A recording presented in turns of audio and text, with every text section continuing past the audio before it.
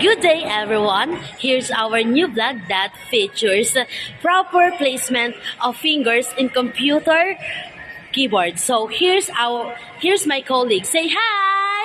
Hi! Hi, I'm Roseanne. Hi, I'm Rosalie.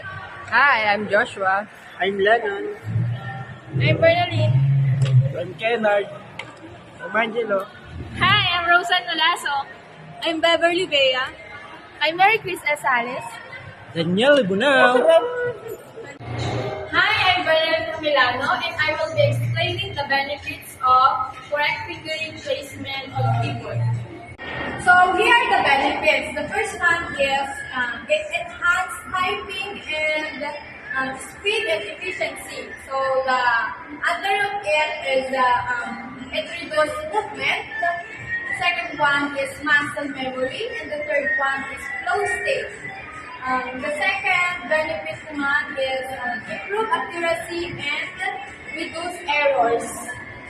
So under this, fewer typos, of course, and then consistency, focus on content, and then the third benefit of this positive is the enhanced comfort and reduce strain. And under these benefits, there are relaxable postures, and then of course the ergonomics.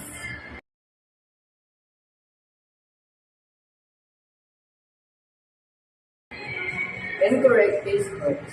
Using the wrong finger increase the likelihood of hitting the wrong key. Leading the more typo and error, this can be especially problematic for tasks that require high levels of cognition, such as programming or writing technical documents.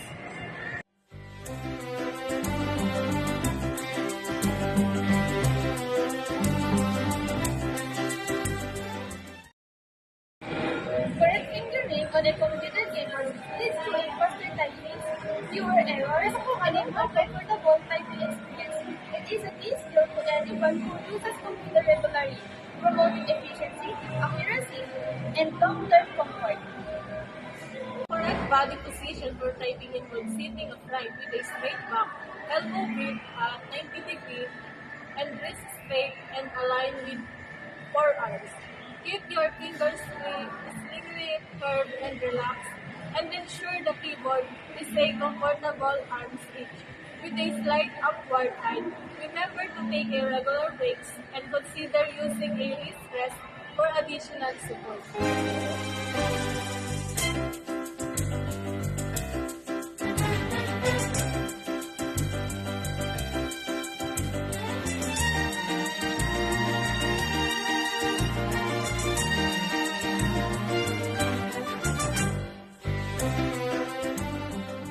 Hi everyone, my name is Rosan Olaso and I teach you how to proper placement of finger in keyboard. So let's start. The left hand finger should be placed on A, S, D, and F key. And your right finger should be placed on the J, K, L, and key.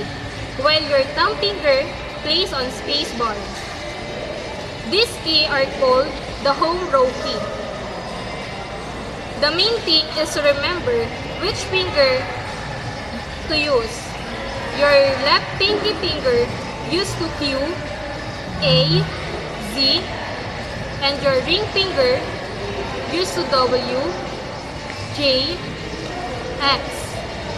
Your middle finger used to E, D, C, and your index finger used to R, F, V, T, G, and B.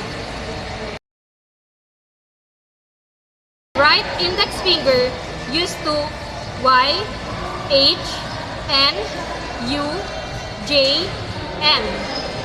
And your middle finger used to I, K, F. And your ring finger used to O, L, period.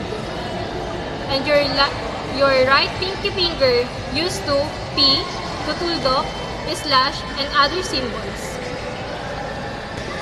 Now, you know how to use proper placement on keyboard. So, to the conclusion, the negative impacts of incorrect fingering on a keyboard are far-reaching, affecting both your typing efficiency and your physical well-being.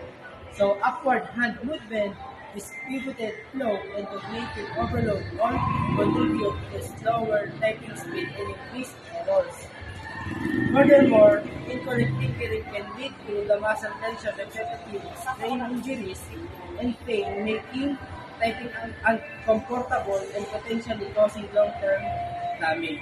Bye!